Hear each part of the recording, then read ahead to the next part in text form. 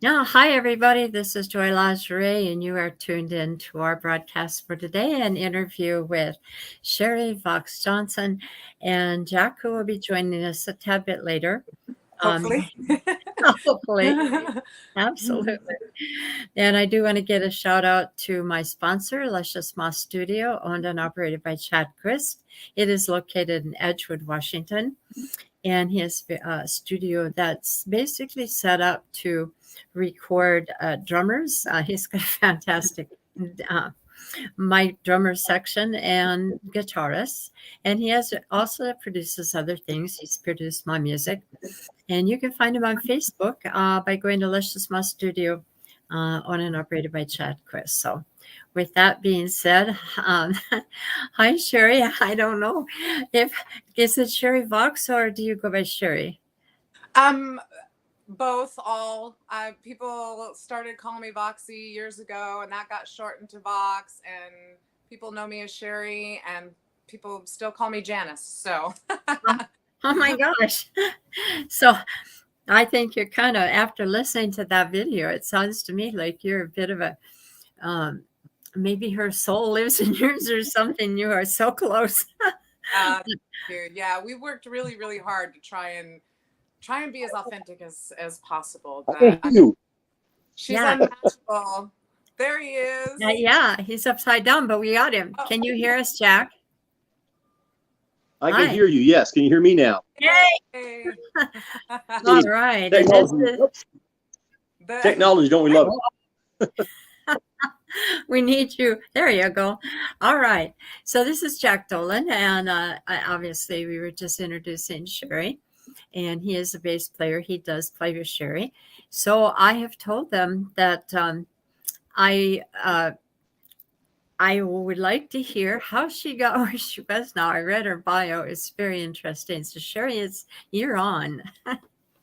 yeah. So how How how how did it all begin? I understand your family was quite musical, and that was part of your upbringing. And so from yeah. there, what were your first instruments, and who were your influences at that Yeah. time? I mean, like you said, my bio. So my granddad was a preacher, and so he sang and played guitar. My grandma played piano, and my aunt played piano. My mom played guitar. My uncles played guitar and bass, and so it was just always around. And I never ever thought of it as something that was like a career choice or anything either. I just thought everybody had music around them all the time, and so I started singing really young at my granddad's church, and I would beg him to let me sing Shirley Temple songs instead of church hymns. And so, yeah, so at a young age, I was singing Good Ship Lollipop at my granddad's church, and my mom will tell you that I've been a ham for attention my whole life. So yeah, I don't know. It never dawned on me that that would be something I would be doing as an adult. It wasn't until later that, yeah, I had an interest in drums for a while, um, and then that didn't pan out, and then and then well, I'll tell you because that's another story. I was like in third grade, and I wanted to sign up for drums in the music class, and the teacher told me that drums were for boys and Oh, gave me a triangle.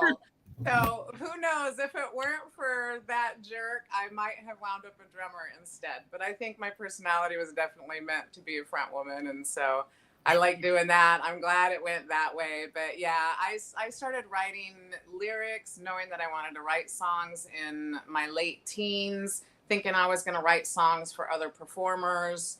And then on a dare one day, we were at a karaoke bar, and someone dared me to get up and do that, and I was scared out of my mind. But I yeah. did it, and I got like this standing ovation, and then I was hooked. I was like, Oh, "Oh, yeah. I like this. I like that." And so then I just really, really tried to get better. And everyone asks all the time how I do it with the Janus stuff, and it's practice, like anything else. You know, I still find myself looking at other vocalists going, wow, it just seems like they do it so effortlessly, but I know better, man. It takes a lot of practice, and like anything, if you love it, you put in the time and the effort. And so, I mean, you gotta love it, right? Because it's a pretty brutal industry to be in. It is indeed. So, yeah.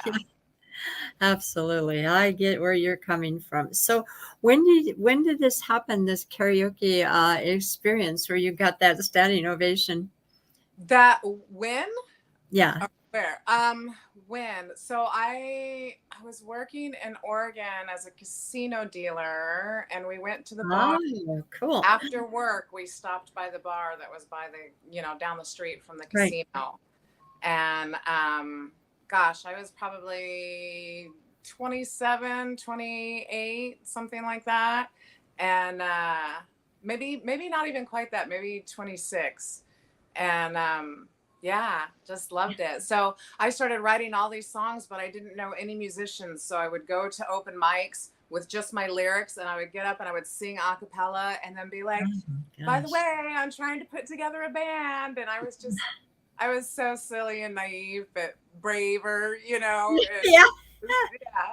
yeah. So eventually I had a few garage bands that never made it out of the garage, and I wound up here in Washington, in Tacoma, in 2007.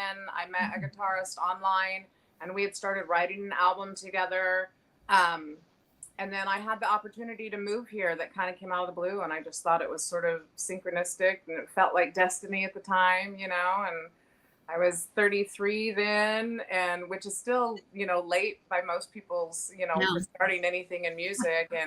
But that's when I first started getting to play live and getting, really better and honing in my stage skills and stuff. And the Janis thing just came because everybody was always comparing me to her anyway. My vocal stylings or my energy on stage or whatever. And as an original artist, we were lucky to make gas money and beer money. And I saw how much money everybody was making doing these tribute acts. And I thought, maybe I should try that. So Yeah, exactly. Oh, that's cool. So when was your first gig as Janis Jackson tribute? Janis Joplin? And sorry, Joplin. When you get old, you talk. Yeah, we're coming up on 8 years. So, 8 years. yeah, Wow. December of 2014, we debuted it at Jazz Bones. Jack was in that first lineup. He's the only one left from that lineup. So yeah. And Jack's loyal. Wow. I heard you singing, and I can still remember Janis Joplin, and I was in that genre, and it was just amazing. I was just like, oh my gosh, I want to see you live. Her electric energy is something. Yeah, that's for absolutely. Sure. Yeah. And without some of those problems that she had, that's even better. Yeah. Oh yeah. Well, I try to keep it mellow. Yeah, I gotcha. Well, Jack, I understand that you are a bassist, and obviously you've been with Sherrie for 8 years now, and you also I do know the Band-Aid Second Ride, and I do know Kimberly. Oh yeah, Kimberly was everybody. Yeah, I was out at a jam in Stockton's one Wednesday night when she walked in, and she was a drummer while I was singing, and I asked her if she would. And of course, I hadn't heard her for years. So it had been 10 years or more. And I heard this rumble like a tornado coming out of the back, coming off of that drum. Oh my gosh, talk about energy. Yeah, there's quite an interesting lady. So tell me a little bit about your background and how you got into bass playing and music, and who you might have listened to and felt like that was the kind of music you want to do. And from what I understand, you've got quite a spread of music that you do. Yeah, it's a lot. Well, I'm old. It's been a lot of years. So I just my neighbors had a band, and I was learning to play guitar. And I went over one night, and their bass player didn't make it to practice, so I picked up his bass, just tried to play along. heard that sound. I felt that.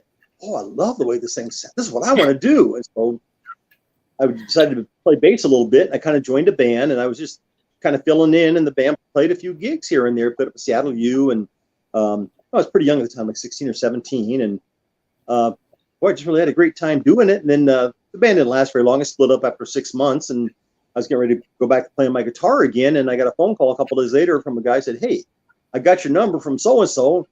Said you're a bass player. We need a bass player in our band." I thought, oh, maybe I am a bass player. So I said, "Are you guys playing anywhere?" Yeah, we got some gigs coming up. I said, "Yeah, I'm a bass player." So I learned those songs, went over there and joined the band. And then same thing happened. About a year later, the band split up, and I thought I'd get back to guitar again. And I got a call about a week later. That said, "Hey, we met a while ago, and I understand you don't have a band right now. We need a bass player." Like, okay. Everybody good bass player. Yes. I guess I'm a bass player now.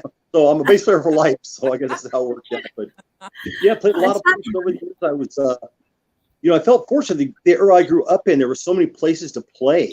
It's not like now, and the pay hasn't gone up drastically in like 40 years. It's not like anything else. And we used to play the team dance circuit, legendary clubs like the Evergreen Ballroom was a legendary place. Ike and Tina Turner played there. Deep Purple played there. We played the roller run off on Whidbey Island. Played Lake Hills Roller Rink out in Bellevue, where all the big bands played and stuff. And played a lot of these legendary places, that are listed on Northwest band sites. I was lucky I came in that era, I think. It was a lot of fun. Traveled down to California, my first real professional band, I would say. And they were putting up some condominiums, and I was like 19 or 18. I didn't know what a condominium was. I had a feeling it was like a room of 4 bunk beds or something, and I got down there. It was an apartment that you own. And there's a pool right outside our door. I was like, oh man, I think I like this, and been doing it ever since. Oh, that's part of Jack's job in our band too, is to locate the pool when we're on the road. Yes. Cool. Dad jokes, and find the pool. That's Jack's job. And playing bass is third on the list. So cool. All right. Yeah, a friend of mine told me about Sherrie was looking for someone to play bass in a Janis Joplin tribute. But the way my friend put it to me was, it's a Janis Joplin show.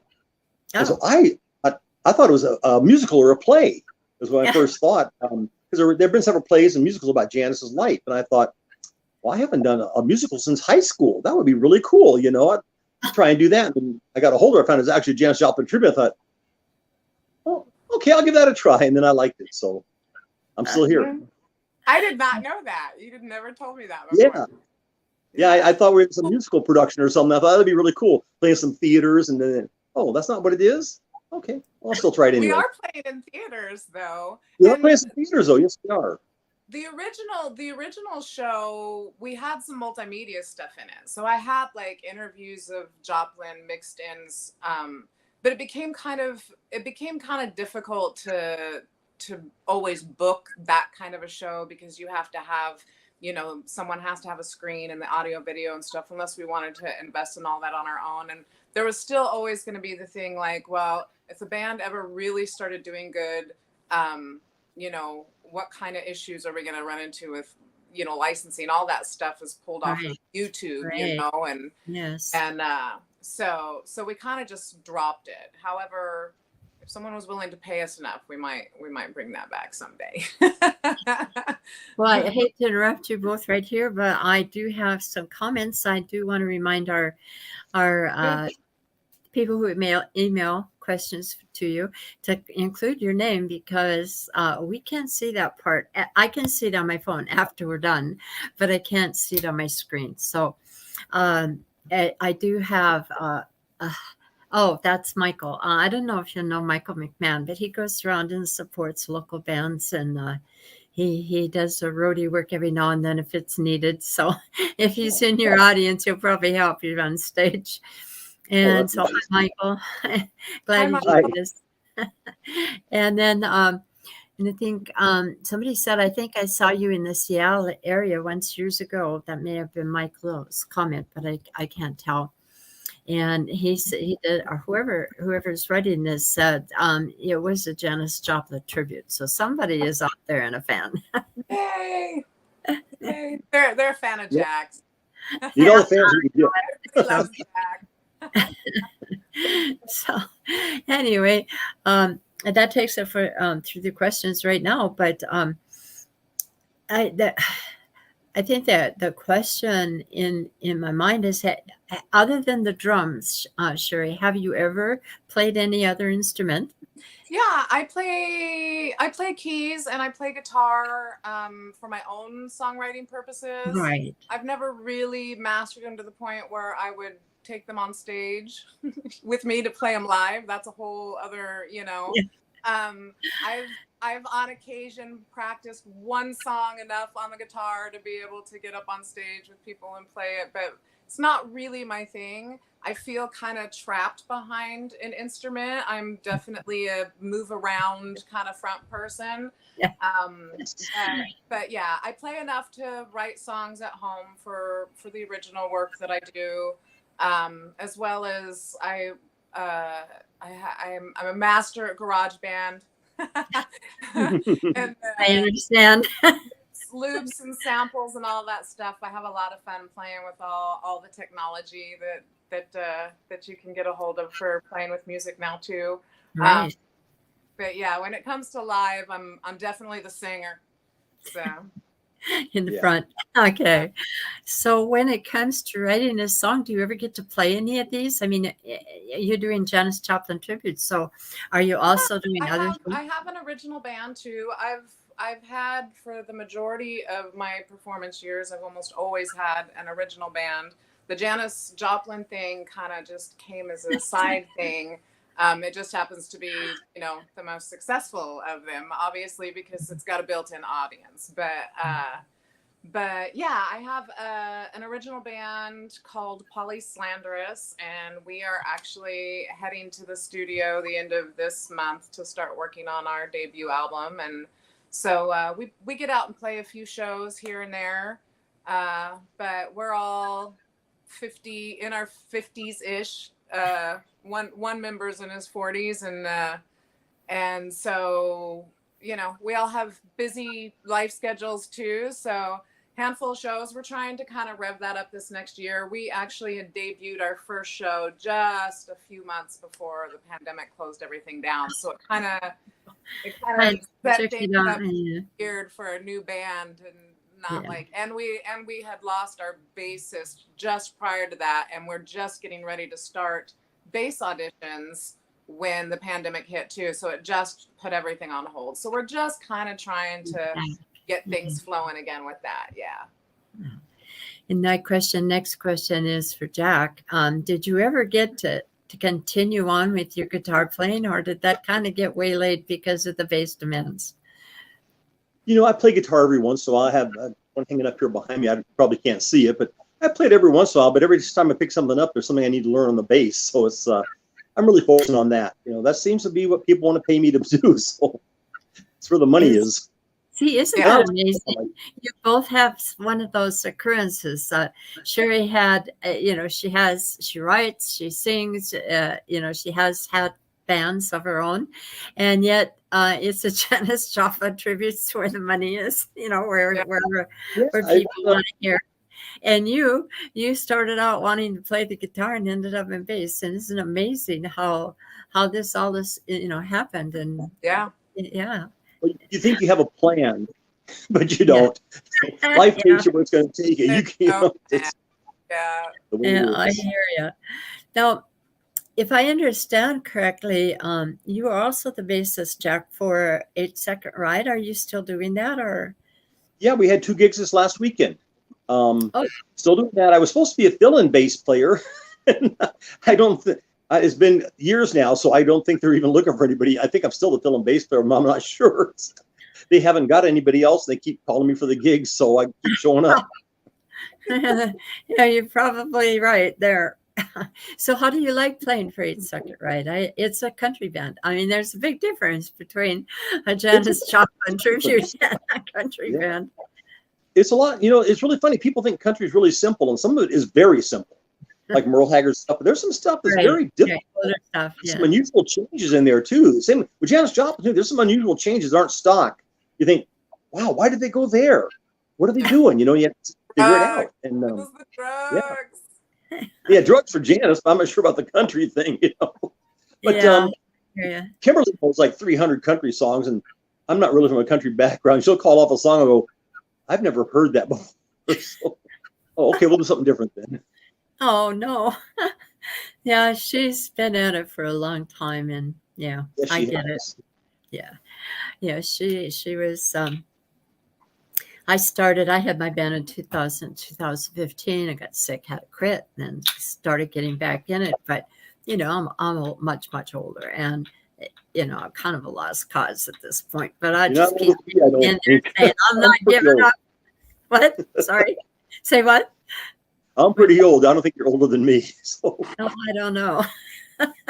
Hair dyed is a lot. yeah, I So, quit doing that about 4 or 5 years ago. yeah, I'm stubborn. Anyway, I had white hair. I had it all bleached out for the longest time, and it turned pure white, right?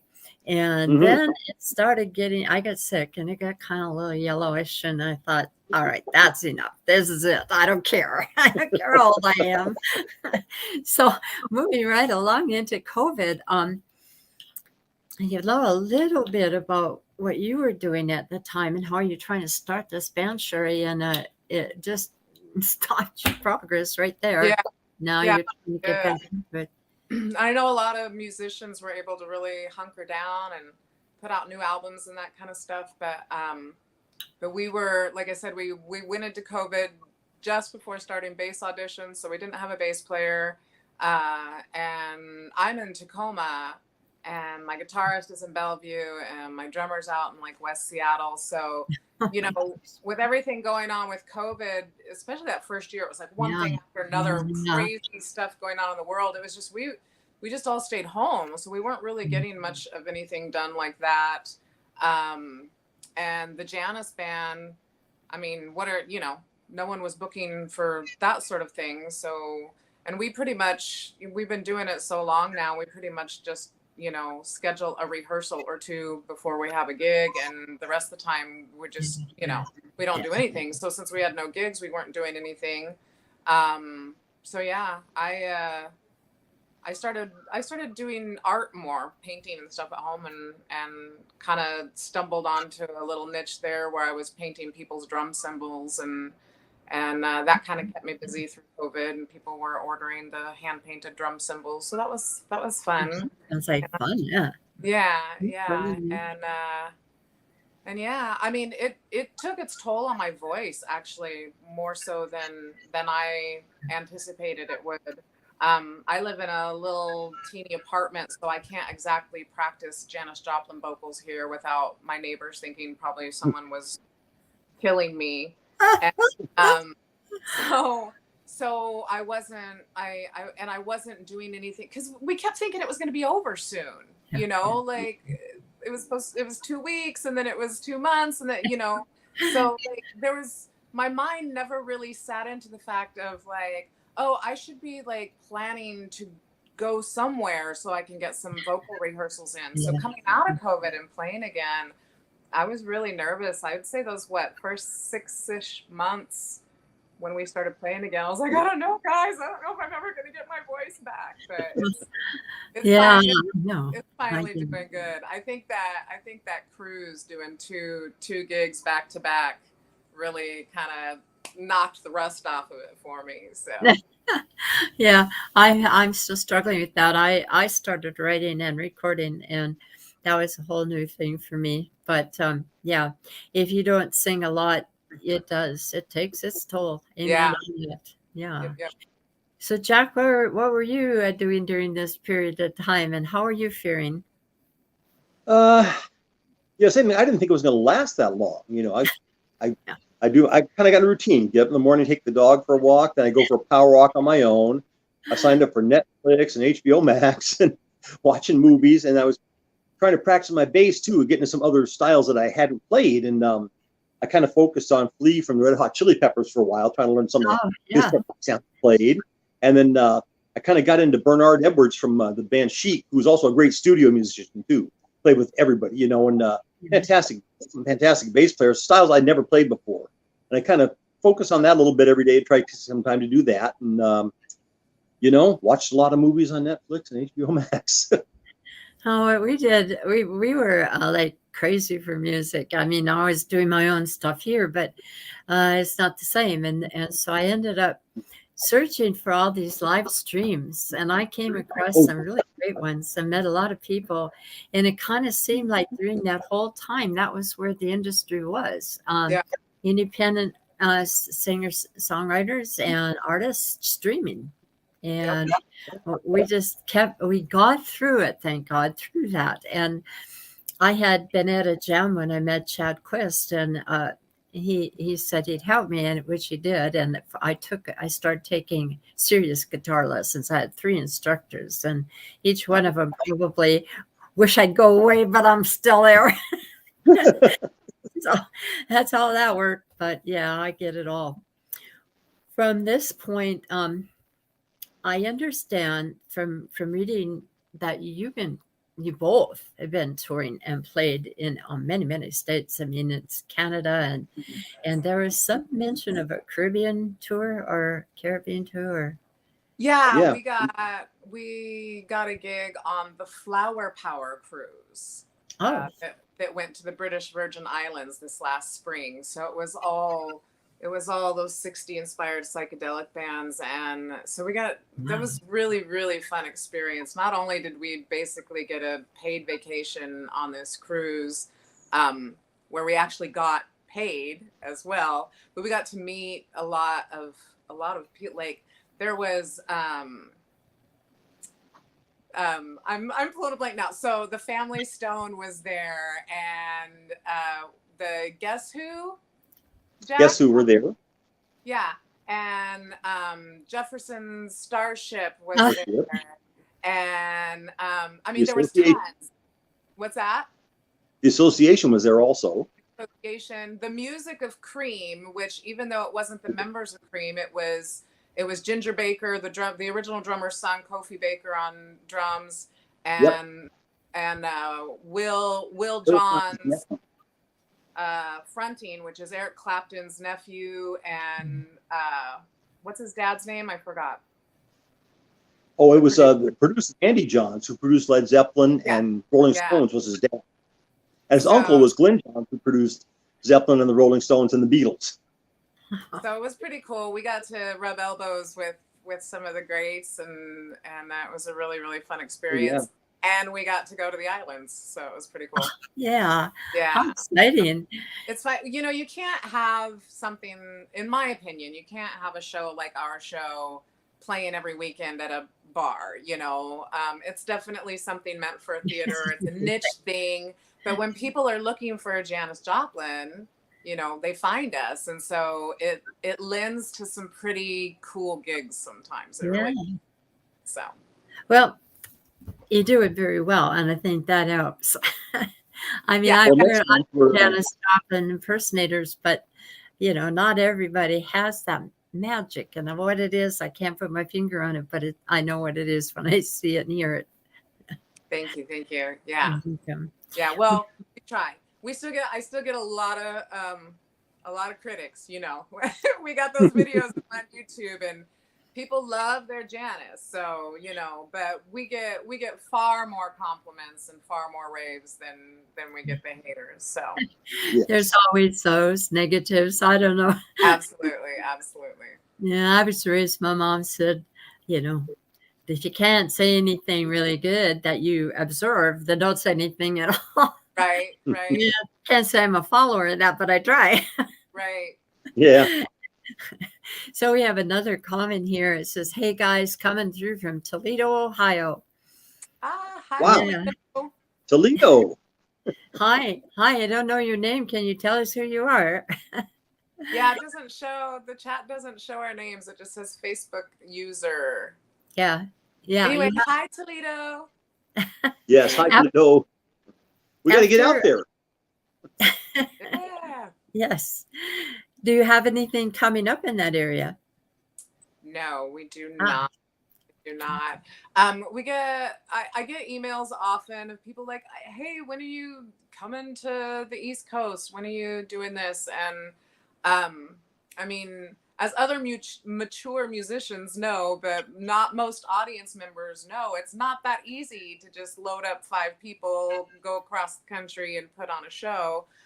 It costs a lot of money to get from point A to point B and back to point A, and a lot of coordinating between, you know, the equipment issues, whether you're renting equipment there or taking it with you. So there's just a lot, and people don't understand that there's a lot. So when promoters and booking agents and stuff hit us up, that's when we go. When they're like, hey, we've got this much money to pay you, and we're covering your travel and expenses and everything, then we go. But we're definitely not a band that has a tour bus that just hops on the road and goes and does their thing. Yeah. So well, that may be in the stars. Yeah. Never know. You never know. And Jack, I understand that. Oh, by the way, I meant to comment. When you're through, if you look on Matured Musicians site after we're through, you can see the names of all the people that have made comments. So, or I think so far, like maybe 2, possibly 3. I can't tell. So, anyway, I was looking at all the places you played, Jack, and you know, you say you're a bass player and you want to do the guitar, but you ended up getting calls from people to do gigs. Seems to me like you've been around a lot of states and doing a lot of stuff. Were you originally from this area? Alaska, West Coast, let's see, California, Utah, Montana, Idaho, of course, Oregon, Washington, Western half of Canada. Yeah, a lot of places. And you were on this, were you a Caribbean tour? Were you on Sherrie's tour? Okay. I think it was cooler for me because a lot of the bands I grew up with. And well, you probably remember like Peter Asher from Peter and Gordon. You remember them at all? Yeah, he was the host. And so it was great for me to see him, you know, and get a chance to meet him. And John Lodge from the Moody Blues put on a show there. I love the Moody Blues. I recognize, yes. Yeah, so they had Family Stone was on there. They didn't have Sly, but they had Sly's daughter singing on, and they had another singer also. And got to talk to the sax player quite a bit, Jerry Martini, who's in the Rock and Roll Hall of Fame. We talked quite a bit, and the Vanilla Fudge was looking for a place to sit down for breakfast one day, and they were sitting there at a table, and they said, "Hey, over here, we got a couple seats, and you played in that Janis band, don't you?" I said, "Yeah." I said, "Yeah, you guys sound really good." And so I got to sit down and have breakfast with Vanilla Fudge. You know, that's kind of band I grew up on, so it was fun. Yeah, it was really cool. I know. I didn't tour. We played mostly in this area, but I understand from the people that do, Chad Chris being one, that it is very tiring. You know, you're on that airplane, you go to your gig, you do the, you know, high energy kind of stuff, and it's a tough life. And I applaud you both for what you're doing. Thanks. Well, again, it's kind of nice for us because it's not like we're doing it every weekend. Yeah. We get a handful of these really cool travel gigs a year, and that's just about right.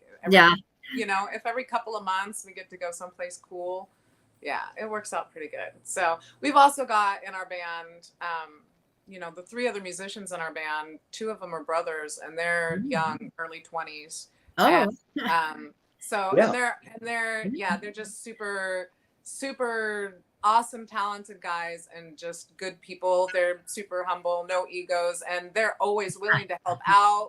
You know, they have their own original band and a big band van, so we use that a lot of the times when we travel, and the boys do most of the driving. So we got a good little family unit in our band. We really do. So. Lucky. Good for you. We should mention the names. Aaron and Anthony Corso, and Van Bergen is the keyboard player. Van Bergen is and I think Aaron's 22 or 23, so we got like 50 years age difference between the members of the band. Yeah. Wow, that's amazing.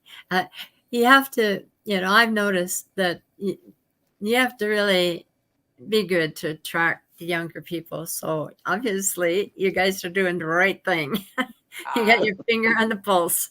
Anthony, I think, is 25 now. He's our guitarist, and we got him right when he was about 18. And, he's one of those kids that he wasn't just trying to be a rock and roller. He really loves music and really was studying hard, and I think his passion is progressive metal. Like that's what his original band is, but he likes to push himself. So he thought that the bluesy Janis stuff, and because it's not your typical pop format music, he thought it was really cool and was I think I'm speaking for him. I think he thought it was really expanding his talent set. And when his brother joined the band as our drummer as well, it was kind of the same thing. He brings sort of a jazz background to it. Both the guys really they're music nerds. They really are. They're music nerds. Yeah, a good asset to have. Yes. And when you look at your life, bringing up, as you were going through all of this, and you had one course that you were following, and then ended up a whole different course, and you got sidetracked from some of it. One, because of COVID, and two, because they needed bass players out there.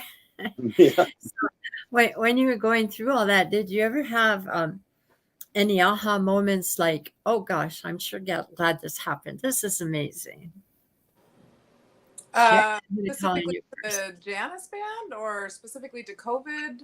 Any band and any event that just said, I'm on the right track. This is it. This is awesome. Oh, every time I step on stage, I feel that, like the behind the scenes stuff when you're working with booking or conflicting schedules or something that's new to the contract. You're like, I hate this. I'm going to retire. I'm going to quit doing this. But as soon as you're on stage, you're like, I love this. This is so good. Yeah. I get it. It's kind of, with me was, performing with Janis Lives, I love that every time because I love everyone in the band. I love the music, but over the years, just kind of crossing paths with, I played a gig one night with Gene Clark from the Byrds. I wanted to in his band. It's just a one night thing, but I loved the Byrds growing up. And, when I met Gene Clark, that was all, I'm going to play bass for you tonight. Okay, that's awesome. And then I got called to play a record release party for Elvin Bishop, who'd been in the Paul Butterfield band. I was just coming off that big hit, Fooled Around and Fell in Love. When we come over and play bass for a record release party, he was doing a big record store in Tacoma that's gone now. And I did a few gigs with the original drummer for Pearl Jam, Dave Cruzen, who's in the Rock and Roll Hall of Fame. Did a few gigs with him. So I'm not famous. I'm not in the Rock and Roll Hall of Fame, but I've kind of rubbed shoulders with a few people that I really like, So yeah, I find that all the musicians in this area are so amazing. There's just so many people, and there are people that have, done quite well for themselves, as you guys are doing, and then some. And I often jam with someone named Lynn Sorensen out at the Duval Twin Dragon there. Hi, Lynn. And he, he is just so low key and down to earth. And, I found that people who are, who have reached a certain level of expertise, they're very humble. There's not a lot of ego there. There's, they're like, just everyday people, people who do totally amazing things. Just, it's quite the business. It's nice to meet people like that, Yes. Really, they're humble, you could go, and they're all very helpful as well, correct? Yeah. Have you found that to be your experience? Yeah. Especially people coming. So as we move along here, one of the questions that come to mind is, Sherrie, if you could look 5 years into the future in your little crystal ball, what would you see yourself doing, and where would you see yourself going as your career progresses? Well, that's a tough one. I know you told me already you were going to ask this question, so I should be more prepared. But I'm also kind of a fly by the seat of your pants person. Sort of the wind take me where it goes. I would love to have the Janis band have a good. So the cruise thing that we did, we were one of the tribute bands, and then they had actual real, the real deal bands there as well. Obviously they can't get Janis, so they get a tribute band. The, Might be a lot hard. And the real deal bands like the Family Stone and stuff, they get to come back every year on that cruise. And there's like, for them, there's like 4 of them in a row, because there's the Rock and Romance cruise, the Flower Power cruise, there's like a psychedelic 60s cruise. You know, there's like 4 different ones, and they go back to back to back. So for like a month and a half straight of these cruises. And so the tribute bands, they only invite back every other year. So it'd be cool if we could pick up another couple gigs like that would be in the in-between, so that once a year I get to take my band on, you know, this like vacation or whatever. But I would like to see Janis continue doing what it's doing, where we're getting these more high profile, really good paying jobs. Right. And then, you know, with my original band, I've definitely gotten to the place in my life, in my music career, where I do that because I love it and don't really expect, you know, there to be some big blow up of my original music or anything. So I would just like to keep getting better at that. I've never really got to put out a full-fledged original music video that was like a really nice, high quality music video. So that's one of my goals for this next year. We're hoping to release our album in the spring, and I'm hoping to be able to have a music video to kind of go along with a single. And so trying to manage that and all the parts with a release. I've never done a CD release before. And now, you know, because of digital distribution, there's different companies you can go through. So I'm trying to do all the research behind that. And so that feels like a lot for someone. It is a lot. Make music, you know. So I'm trying to work my way through it. I just want to make music, but there's a lot of work to it. So yeah, I think the thing is advertising. It's, you know, and that's a full-time job in and of itself. It is, yeah. And even the tricks and tips behind it that make different marketing aspects work better than others. Like that's trial and error and time and money that you put into that too. So exactly. Oh, money. Well, we're not going to talk money. Recording costs money. Period. Oh yeah, it all costs so much money. So, Jack, do you have any videos or things besides the one that you showed me of your work, or I'm not sure. Really, just things people shot like cell phones and stuff like that. They post like with a Second Riot or other bands I played in, you know. And I don't really promote myself very much. People say you need to get out there more. You need to, I don't know. It's just not in my nature, I guess. You know, I just hear something, and like with Sherrie, I saw, oh, that sounds interesting, and I'm playing as much as I want to play, so I'm content. There you go. Yeah. I find this advertising thing is just it's a monster. It really is. I mean, you have to be right on it all the time, and I guess you know that, Sherrie. Yeah. Well, and it's not always easy to put yourself in the mindset of promoting yourself. Yeah. You know, like nobody wants to go around and goes, "Hey, we're the best. Come check us out." You know, it's better if you have somebody else going, "This band is really amazing. You should see them." And so to try and put yourself in that position to write out your advertising stuff or even a bio for that sake. You've got to step into your ego, you know, and just like really own it. And so that takes work and honing over the years too. But absolutely. Yeah, I get it. I absolutely get that. So with this all being said, I know where you want to go. I know what you want to do, both of you. Jack, you say you're satisfied where you are. And yep, I keep doing it. What things do you have at this point, Sherrie, coming up, like gigs, or what are you working on? And I would like you back when you make that release. Oh, sure, with your band. Do let me know. Absolutely, yeah. Well, like I said, the original band, we're working on getting the recordings done right now, so we don't have anything booked in the near future. The Janis Lives band we'll be playing a couple of gigs up in Canada here in Yeah, right. October. Oh, A couple that's of exciting. Yes. Summerland, Yeah. BC at a theater there, and Salmon Arm, BC at a theater there at the end of October. And then January 28th, I believe. Is that right, Yes. Jack? Oh, okay, January 28th, we'll be back at Jazz Bones in Tacoma, Washington. Oh yeah, that's the place, isn't it? I never get to Tacoma anymore. I started out in that area. Yeah. So I was just trying to think of a question, and it just slipped my mind.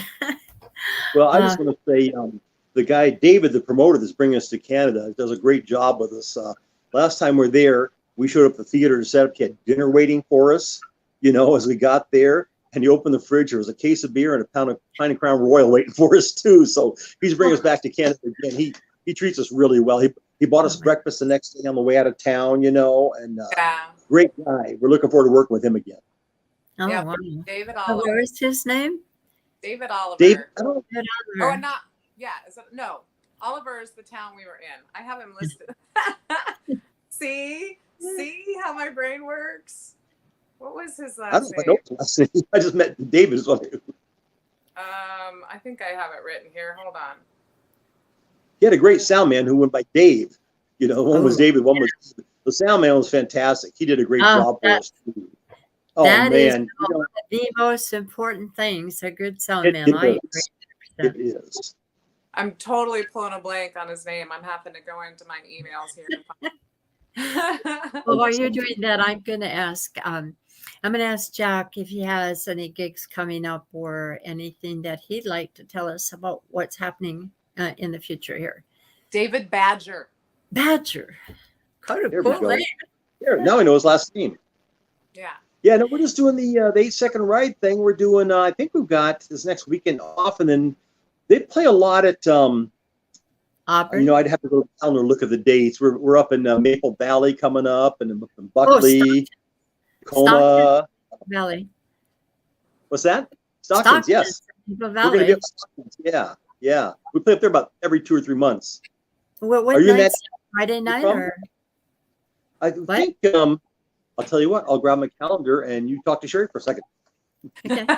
We'll just keep going back and forth this week. Sherrie. Information. Yeah, I jam out there. I jam out in Stockton on Wednesday nights with Billy Shue. He started to jam out there, and it's fun. It's not too far. I live in Redmond, so it's fairly close. Yeah, except that it's usually rush hour traffic. It's 6 to 9 every Wednesday. Yeah. So Okay. Stockton's. I see. We are at Stockton. Jack. November 26th, we're at Stockton's. Okay. November. And then Billy was an 8-second ride when I joined 8-second ride. He was the guitar player. Who? And left shortly. Yeah. One of the guitar players. He left shortly after I joined. I don't think country was really his thing. He was kind of like me, to fill in, and I don't think it was really what he wanted to do. So, yeah. Great guy though. Yeah, I like his jam. That's what I do at Stockton on Wednesday nights. And yeah, he's got jams several places. A lot of them we can't go because rush hour traffic, and it's just very difficult driving and trying to get there in time and get on the list so that you get home. But yeah. I go to him because he does play country and he's fairly good at it, and he knows a lot of what I do. So. And I think he learned country playing an 8-second ride. I think he really learned country. I don't think it was his first love. Like me, it's not my first love either. I'm learning it as I go, And he's gotten good at it though. But he had so many things going on with jams and all that, and gigs coming up that it was just conflicting.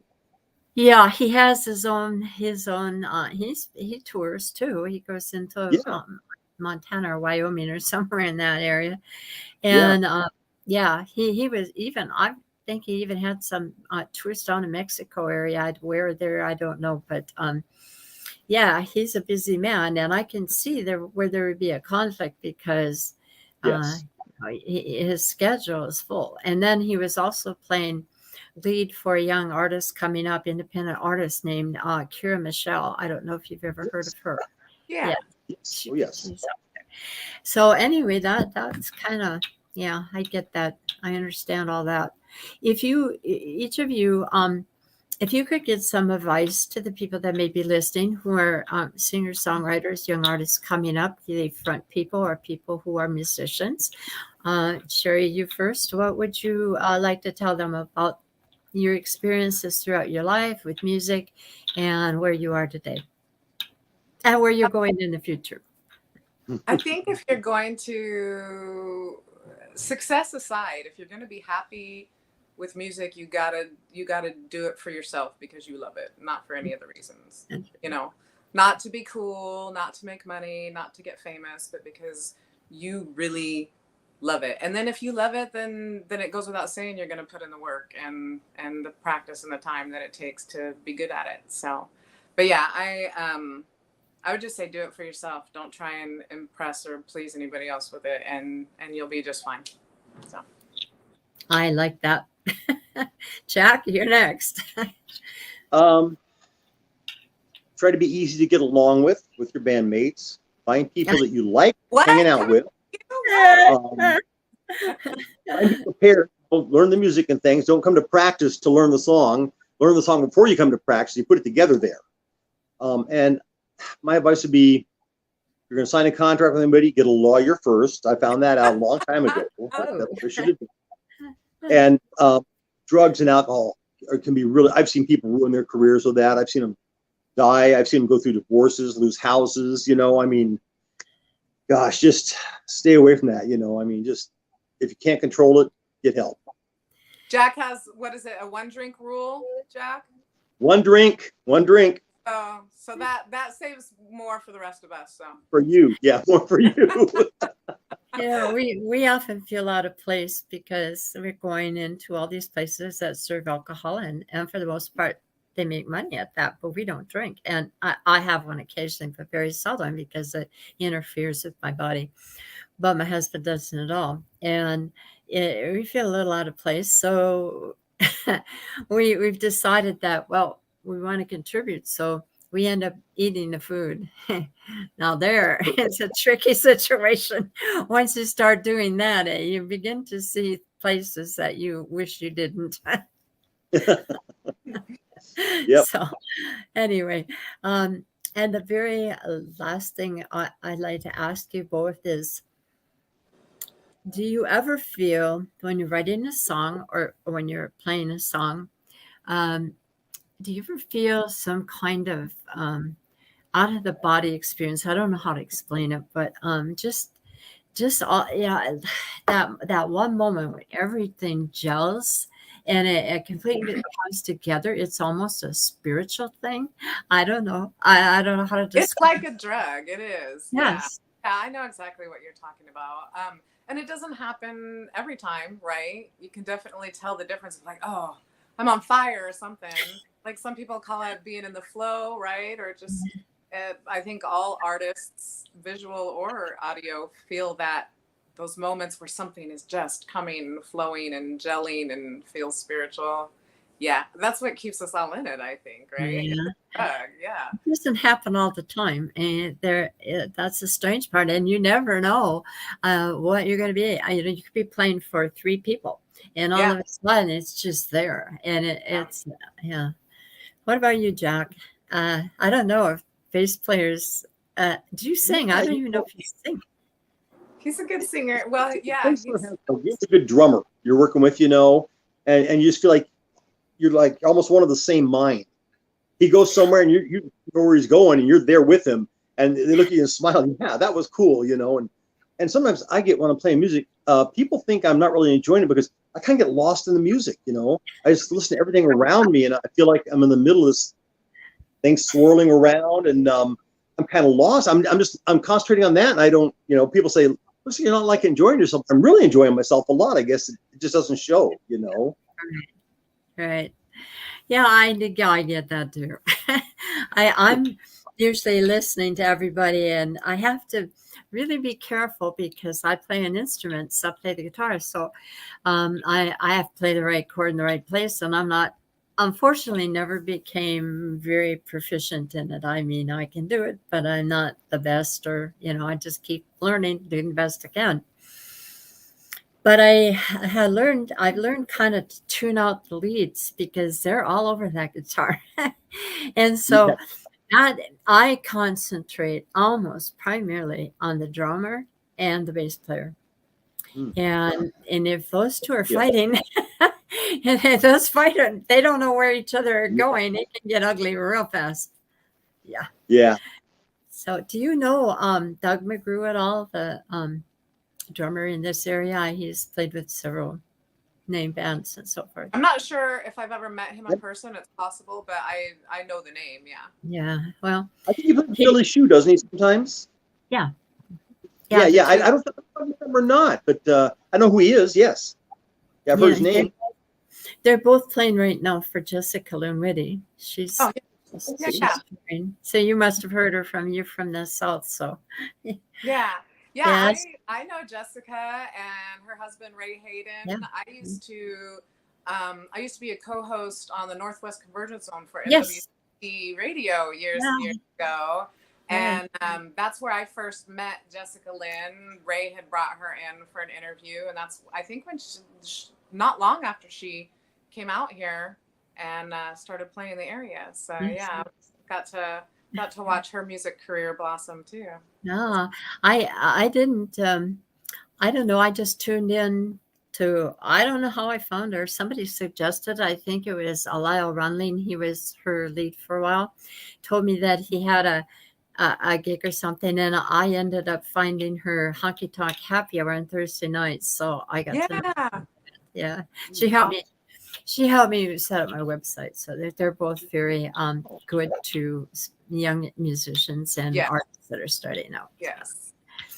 So I guess we have 4 minutes before we need to end our broadcast. It's really interesting talking to you, and Sherrie, I hope that you and Jack can be on again when and if you have something coming up, that like your album coming or video or whatever, and hopefully you'd care to do that and promote that for us.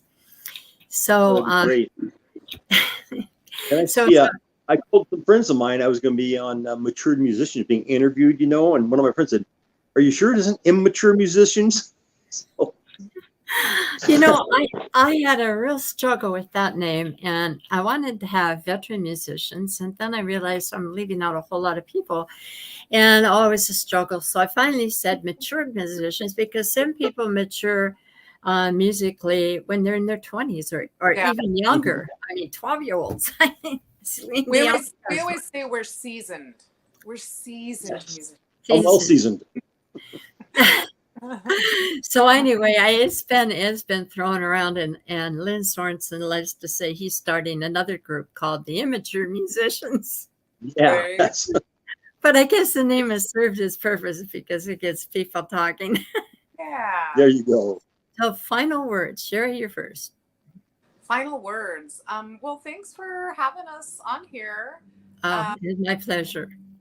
I mean, for me, my musical journey, I didn't even know until I was in my 20s that I wanted to do it, or that it was even, no one told me that I could grow up and be a rock star if I wanted, That's so cool.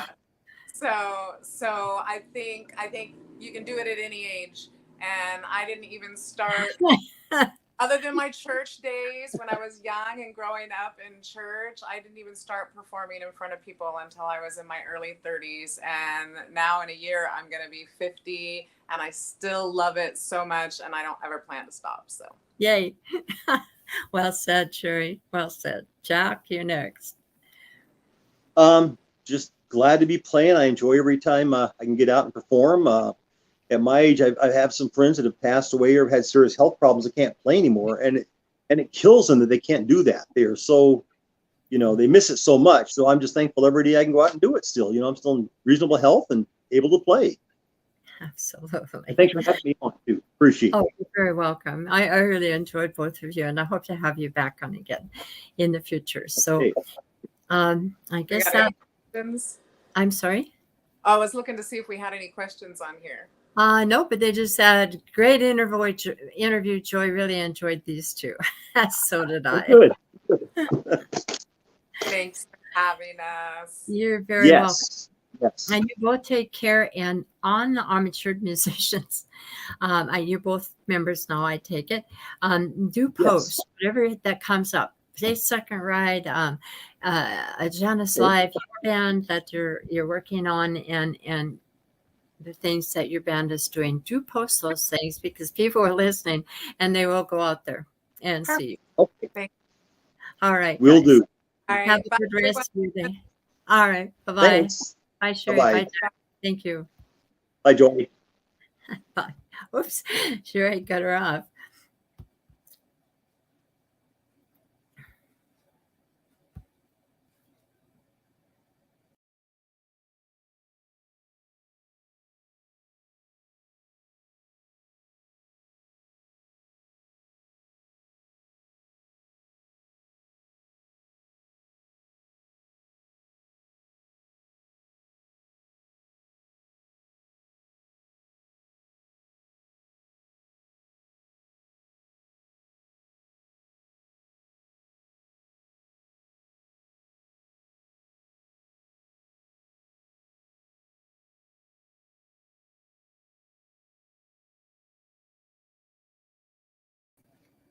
So that was our broadcast for today with Sherrie and Jack. I do want to thank you all for listening and coming out and hearing and making comments. Do have a good rest of your week. My next guest coming up is not a well-known musician, but he is an area bass player. He does play the guitar. His name is Kelly Morris, and he will be on Monday at 2:00. You will see more advertisements from him. And I hope you enjoyed the interview. And again, we'll see you later. Bye-bye, guys. Have fun the rest of the week.